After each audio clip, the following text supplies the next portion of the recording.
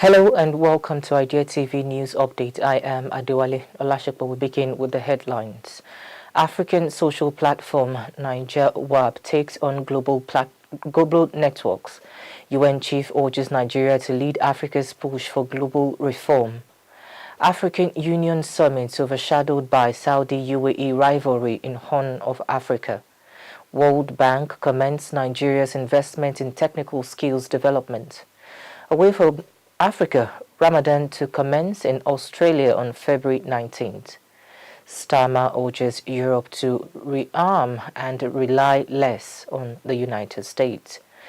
In business, Nigeria breweries post 1.46 trillion naira revenue in 2025.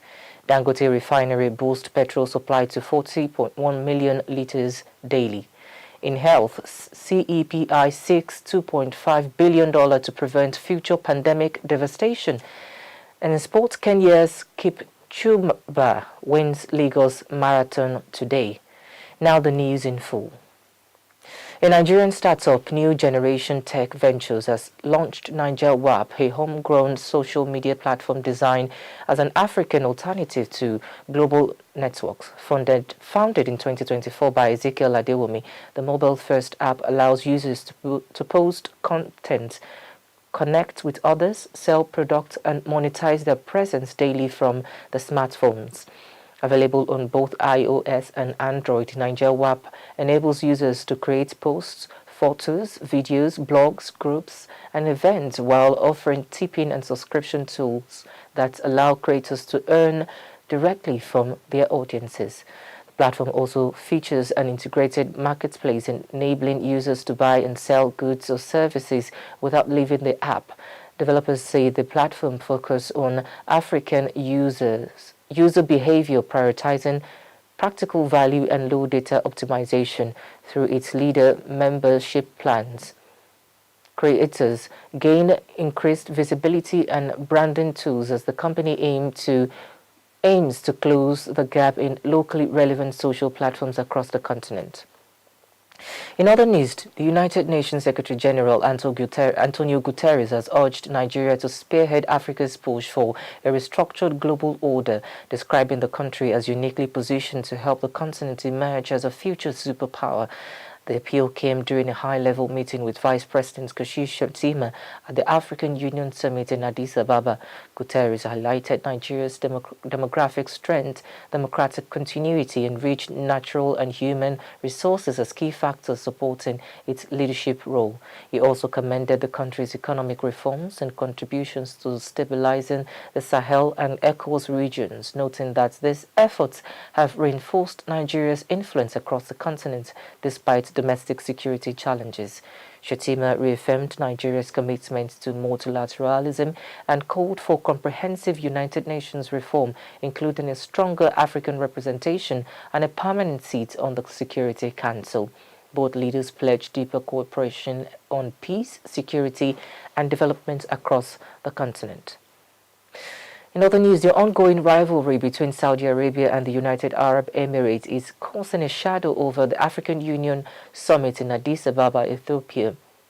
Diplomats and experts say leaders from across member states are largely seeking to avoid taking sides in the Gulf tensions. What began as a contest for influence in Yemen has spilled over into the Horn of Africa, affecting conflict and alliances across the region. The rivalry is influencing political dynamics in countries including Somalia, Sudan, the Ethiopian Eritrean axis, and a divided Libya. The AU summit, attended by the heads of state from across the continent, comes amid the effort to manage these external pressures while maintaining African unity and stability in a geographical sensitive region. Now, the World Bank has commended Nigeria for its investment in technical and vocational education, highlighting initiatives that boost youth employability and skills development. Latif, the education practice manager for West and Central Africa, visited Wavecrest College of Hospitality in Lagos to assess the country's impact. The visits coincided with the launch of the second cohort of the IDEAS TVET program, which currently operates over 3,000 training centers nationwide. Trainees receive starter packs on completion, and soft loans in partnerships with the Bank of Industry are available to support graduates in starting businesses. Wavecrest College combines practical training in catering and hospitality management with mentorship and internships. Latif praised the students' motivation and confidence, describing the institution as a model for industry-aligned skills acquisition.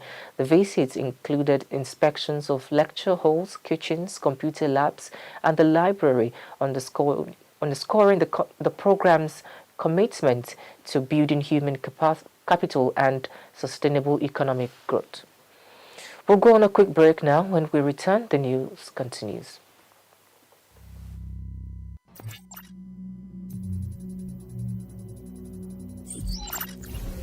Augmented reality, AR, and virtual reality, VR. AR and VR are transforming the way we experience the world, offering immersive digital environments in everything from gaming to training simulations. AR overlays digital elements onto the real world, think Pokemon Go, while VR immerses users in a completely virtual space. Industries like real estate and education are adopting these technologies for virtual tours and interactive learning, but the cost of high-end equipment remains a barrier. Despite that, the AR/VR market is projected to reach $209.2 billion by 2025, driven by advancements in hardware and 5G networks. Welcome back. If you're just joining, this is Idea Television News Update. Now, the rest of the news. Away from Africa, the Grand Mufti of Australia has announced that the holy month of Ramadan will begin on Thursday, February 19, 2026 across all states and territories. Muslims will observe the first night of Taraweeh prayers on Wednesday, February 18th after sunset. The announcement follows consultations with the Australian Fatwa Council and national imams based on astronomical calculations showing the new moon will appear after sunset on Tuesday, February 17. In Sydney, the new moon will be visible at 11:01 p.m., while in Perth it is expected at 8:01 p.m., meaning the month cannot start that evening. Religious leaders urged Muslims to respect differing scholarly views and use Ramadan for prayer, peace, and reflection. They also noted that in other countries, such as Nigeria, the Sultan of Sokoto traditionally confirms the start of the month after the moon is sighted. And now to the United Kingdom. The country's Prime Minister Keir Starmer has called on European nations to boost defense cooperation and reduce over-reliance on the United States, warning that the ground of peace is softening amid growing threats from Russia. He made the remarks at the Munich Security Conference, urging allies to build a more European NATO and deepen UK-EU defense ties. Starmer stressed that Europe must move from overdependence to interdependence, highlighting that fragmented defense planning and procurement weaken collective security. He called for stronger coordination in defense industries, increased military spending, and a closer collaboration to deter aggression and protect democracy. While advocating greater European responsibility, Starmer emphasized that the United States remains central to transatlantic security. He urged allies to spend more, deliver more, and coordinate more, framing the moment as a generational shift towards deeper cooperation and renewed commitments to NATO's collective security. And now to business. Nigerian Breweries PLC has reported revenue of 1.4 trillion for the financial year ended December 2025, representing a 35% increase from 1.084 trillion recorded in 2024. The company says the performance signals a strong rebound after a challenging period driven by macroeconomic pressures. The audited results show gross profit for the fourth quarter rose by 77% to 565 billion naira, while operating profits climbed by over 190%. Net profit also rebounded by 168%, supported by an 83% reduction in net finance costs following the company's 2024 rights issues, which helped reduce debt and foreign currency exposure. Despite the improved performance, retained earnings remain negative due to heavy losses in previous years. The company says the full integration of Distilled Wines and Spirits Nigeria Limited and continued focus on innovation, pricing, strategy, and cost discipline are expected to drive long-term growth and value creation. Still on business, Nigeria's domestic fuel supply received a major boost in January 2026 as the Dangote Petroleum Refinery delivered an average 40.1 million litres of petroleum premium motor spirits per day, up from 32 million litres in December 2025. The increase reflects a steady ramp-up in local refining capacity. The Nigerian Midstream and Downstream Petroleum Regulatory Authority reports that domestic petrol demand averaging 60.2 million litres per day in January, with imports supplying an additional 24.8 million litres daily. Overall, total supply into the market reached nearly 65 million litres per day, easing shortages nationwide.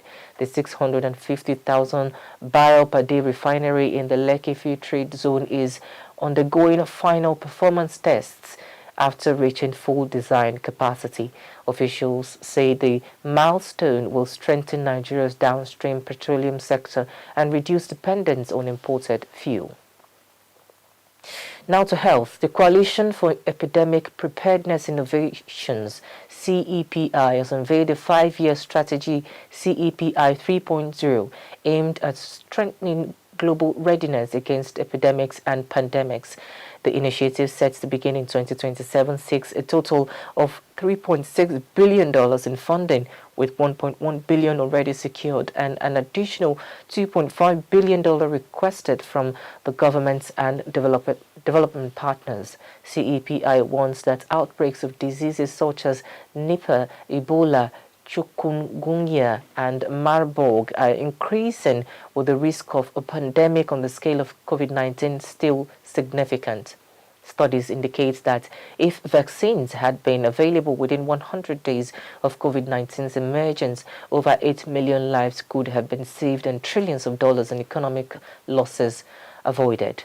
At the core of the plan is the 100 Days mission, which aims to develop vaccines within 100 days of detecting new threats, while expanding regional manufacturing and scientific capacity. CEPI CEO Richard Hatchett highlighted the cost of global unpreparedness, while Jane Kaseya, Director General of Africa CDC, said the partnership is strengthening Africa's surveillance, vaccine development and manufacturing capabilities. And now to sports. Kenya Ezra Kipchumba Kering has won the 11th Access Bank Lagos City Marathon, crossing the finish line at Eco Atlantic City in 2 hours, 11 minutes and 55 seconds to claim the $50,000 top prize. Uganda's Lomoe Samuel finished just 4 seconds behind in 2:11:59, while Namutala Kappa Lumbasi secured 3rd place in 2:12:25 in men's race that went down to the final kilometers.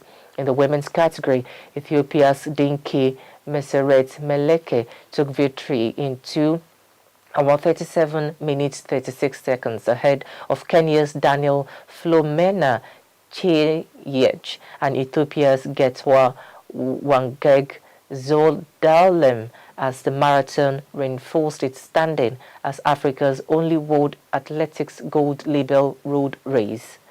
Organized by Nilayo Sports Management Limited, the event continues to attract elite runners from across Africa and beyond, showcasing Lagos as a growing hub for competitive long-distance running. That is all we have for you on Idea Television News Updates, but before we go, here is a recap of the headlines.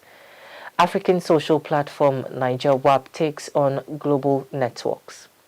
UN chief urges Nigeria to lead Africa's push for global reform. African Union summit overshadowed by Saudi-UAE rivalry in Horn of Africa. World Bank commends Nigeria's investment in technical skills development. Away from Africa, Ramadan to commence in Australia on February 19. STARMER urges Europe to rearm and rely less on the United States. In business, Nigeria Brewery post 1.4 trillion naira revenue in 2025. Dangote Refinery boosts petrol supply to 40.1 million liters daily. In health, CEPI seeks $2.5 billion to prevent future pandemic devastation. And in sports, Kenya's KIPCHUMBA wins Lagos Marathon yesterday. Do not forget to follow us across our social media platform at Idea Television. I am Adewale Olashoko. Thank you for watching.